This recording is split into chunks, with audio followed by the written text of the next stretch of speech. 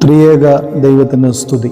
കർത്താവിൽ ഏറ്റവും അനുഗ്രഹീതരെ, വലിയ നോമ്പിന്റെ 3-ാമത്തെ ആഴ്ചയിലേക്ക് നാം പ്രവേശിച്ചിരിക്കുകയാണ്. പക്ഷവാത രോഗിയെ സൗഖ്യമാക്കിയ ദിവസം.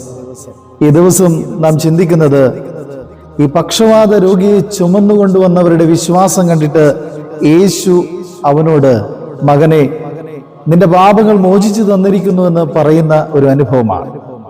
അതിൽ ഏറ്റവും ചിന്തനീയമായ വിഷയം എന്ന് പറയുന്നത് വിശുദ്ധ മർക്കോസിന്റെ സുവിശേഷം 2-ാം അധ്യായം അതിന്റെ 5-ാമത്തെ വാക്യം, യേശു അവരുടെ വിശ്വാസം കണ്ടിട്ട് എന്ന വാക്കാണ് ചിന്തിക്കുക.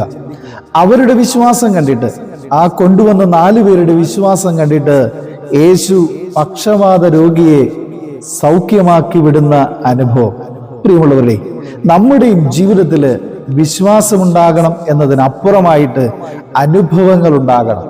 അനുഭവങ്ങൾ ഉണ്ടാകുമ്പോഴാണ് വിശ്വാസം വർദ്ധിക്കുന്നത്. ഓരോ ദിവസവും നാം ദൈവസന്നിധിയിൽ പ്രാർത്ഥിക്കുവാനായിട്ട് കടന്നു വരുമ്പോൾ നമ്മുടെ ജീവിതത്തിൽ അനുഭവങ്ങൾ ഉണ്ടാകണം. നാം പ്രാർത്ഥിക്കുന്നത് നാം ദൈവത്തിൽ നിന്ന് പ്രാപിച്ചെടുത്തു എന്ന ബോധ്യം നമ്മുടെ ജീവിതത്തിൽ ഉണ്ടാകുമ്പോൾ മാത്രമാണ് വിശ്വാസം നമ്മുടെ ജീവിതത്തിൽ വർദ്ധിക്കുന്നത്.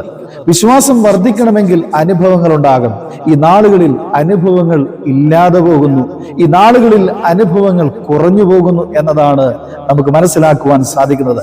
മോശയുടെ ജീവിതം നാം പഠിക്കുമ്പോൾ, മോശ ദൈവത്തിൽ നിന്ന് പ്രാപിച്ചെടുത്ത അനുഭവങ്ങൾ അത് തന്റെ സമൂഹത്തിന് പകർന്നു കൊടുക്കുകയും ആ അനുഭവത്തിൽ ഉറച്ചു വിശ്വസിക്കുകയും ചെയ്യുന്ന ഒരു സമൂഹത്തെ നമുക്ക് കാണുവാനായിട്ട് സാധിക്കുന്നു.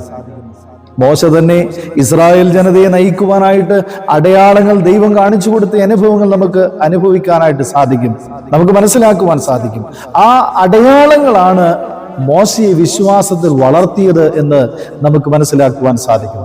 കാനാവിലെ കല്യാണ വിരുന്നാണ് യേശുവിനെ അത്ഭുതങ്ങളുടെ അടയാളമായി നമുക്ക് കാനാവിലെ കല്യാണ വിരുന്നിൽ കാണുവാനായിട്ട് സാധിക്കുന്നത്. അത്ഭുതങ്ങൾ നടക്കുന്നിടത്ത് ക്രിസ്തുവിലുള്ള വിശ്വാസത്തിൽ ജനം വളർന്നു വരുന്നതായിട്ട് കാണുവാൻ സാധിക്കുന്നു. പിതാക്കന്മാർ നമ്മെ പഠിപ്പിക്കുന്നതും അതുതന്നെയാണ്.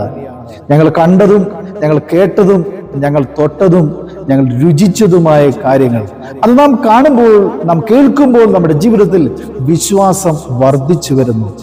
പരിമല തിരുമേനിയുടെ ജീവിതം നമ്മെ പഠിപ്പിക്കുന്നതും അതുതന്നെയാണ്.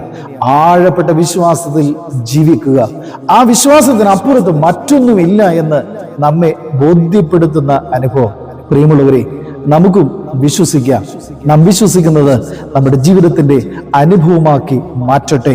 ഈ നോമ്പിന്റെ 15-ാമത്തെ ദിവസത്തിൽ ആഴപ്പെട്ട വിശ്വാസത്തിൽ നമ്മുടെ ഏത് പ്രതിസന്ധിയുടെ നടുവിലും എൻ്റെ ദൈവം എൻ്റെ കൂടെയുണ്ട് എന്ന പൂർണ്ണ ബോധ്യത്തിൽ മുന്നോട്ട് പോകുവാൻ ദൈവത്തിന്റെ പരിശുദ്ധാത്മാവ് നമ്മെ ഒരുക്കട്ടെ എന്ന് പ്രാർത്ഥിച്ചുകൊണ്ട് ഞാൻ വാക്കുകളെ ചുരുക്കുന്നു. ദൈവം നമ്മെ അനുഗ്രഹിക്കട്ടെ.